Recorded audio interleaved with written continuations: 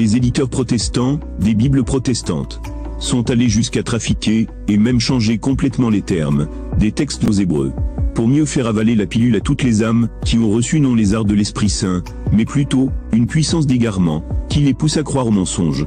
Ainsi de même qu'ils ont retiré 14 livres pleinement bibliques, de leur version des Bibles protestantes, et qui sont aujourd'hui complètement exclus, de leur Bible apostat protestante.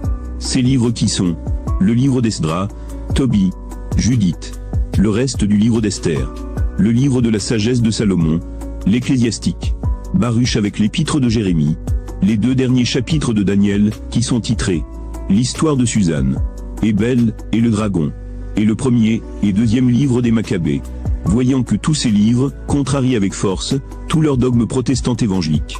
Alors les éditeurs des Bibles protestantes comme Louis II, Martin, Darby, King James et leurs pareils ont retiré tous ces livres de leur version des Bibles protestantes, par partialité pour l'apostasie, Bible dite catholique, qui de fait a gardé les livres qu'ils ont retirés dans leur version, s'assurant ainsi que leurs adeptes protestants évangéliques ne risquent pas de découvrir leur supercherie.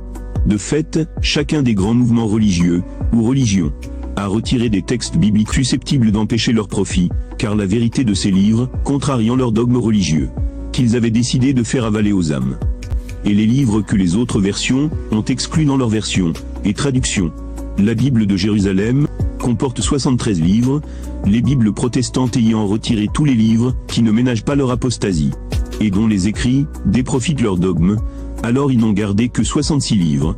Quant aux judaïstes, la Bible hébraïque de ceux qui se réclament juifs aujourd'hui, et ne le sont pas, eux, ayant divisé en 2 parties la Torah, et rejeté tous les livres de la Torah, dont les originaux n'étaient pas écrits en hébreu, et rejetant de même toute la vie de Christ, soit tout le Nouveau Testament.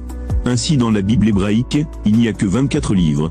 C'est ainsi que ceux qui se disent juifs aujourd'hui, en Israël moderne, et qui ne le sont pas, eux ils rejettent complètement toute la vie, les révélations, et l'enseignement de Christ.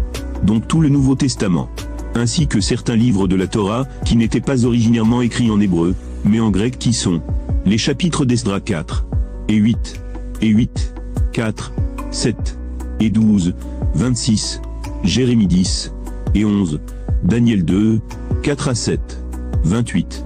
Dès lors pour ces faux juifs, les livres de l'Ancien Testament, qui n'étaient pas originairement écrits en hébreu, mais par des prophètes juifs, de langue grecque, alors pour eux ces livres ne sont pas inspirés, et donc pas bibliques. D'outre le Nouveau Testament qu'ils rejettent, ils ont divisé l'Ancien Testament en 2, et ont rejeté les livres de l'Ancien Testament écrits en grec, par des prophètes juifs de langue grecque. Et de même sans aucun scrupule, ni aucun amour de Dieu, pas plus qu'aucune crainte de Dieu, les éditeurs des Bibles protestantes ont rajouté à certains versets des termes qui conviennent à leur apostasie, et retiré à d'autres versets des textes qui vont à l'encontre de leur dogme religieux, qui contrarient vigoureusement et rigoureusement leur apostasie, agissant de la sorte, par mépris de l'avertissement de Dieu, contre de tels agissements. Deutéronome 4, 2. Vous n'ajouterez rien à ce que je vous ordonne, et vous n'en retrancherez rien, mais vous garderez les commandements de Yahvé votre Dieu, tels que je vous les prescris. L'apôtre Jean dit pareillement en Apocalypse 22, 18. Je déclare, moi, à quiconque écoute les paroles prophétiques de ce livre, qui oserait y faire des surcharges, Dieu le chargera de tous les fléaux, décrits dans ce livre. Apocalypse 22, 19. Et qui oserait retrancher aux paroles de ce livre prophétique. Dieu retranchera son lot de l'arbre de vie, et de la cité sainte, décrit dans ce livre. Comment ne pas craindre même la rigueur d'un avertissement si sévère? Aussi bien, ils en rendront compte. Ils ont agi avec partialité pour l'erreur, pour le mensonge, et pour l'apostasie. Mais la justice de Dieu est sans partialité aucune, mais équitable. Les gens pensent que ces remaniements, ou trafic des Écritures, ne sont pas graves. Et c'est justement là, la puissance d'égarement. Elle consiste en te faire croire au mensonge, et en douceur, en sorte que tu ne vois plus du tout le mal, le Satan derrière. Dès lors, comment voir la véritable ténèbre, qui est derrière? Impossible alors. Et c'est là le danger. Et les prophètes, car eux, n'ont jamais annoncé, ni prêché un Jésus-Dieu, dans toute la Bible, n'ont trafiqué évidemment. Voilà comment Satan se fait adorer dans les religions, derrière le nom de Jésus.